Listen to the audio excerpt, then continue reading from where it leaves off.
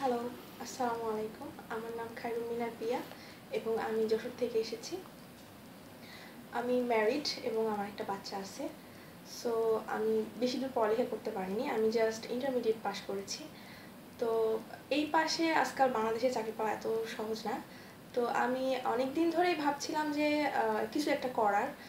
তো আমি এক জায়গা দিয়ে আমি ইন্টারনেটের মাধ্যমে jobsian.com এর খোঁজ পাই, যেখানে অনেক কিছুই করানো হয়, আর্জিং, তারপর নিউজ প্রেজেন্টার এবং কেবিন ক্রুদের কোর্স। তো আমি ভাবলাম ফার্স্টে কিছু একটা করার যেটা আমার পড়ালেখার সাথে যায়, যেটা আমি অ্যাপ্লাই করতে পারবো সহজে। তো আমি কেবিন ক্রুটা বেছে নিলাম। তো যখন আমি কেবিন ক্রুটা বেছে নিয়েছি তখন আমার আশেপাশে সবাই আমাকে বাধা দিতে লাগলো যে তুমি ম্যারিড, তুমি বাচ্চা আছে, তুমি কি করে এই চাকরিটা করবা বা পাবা। তো এটা তো আর যে তুমি যে কোর্স করলেই যে চাকরি হয়ে যাবে এমন তো কোনো কথা নাই।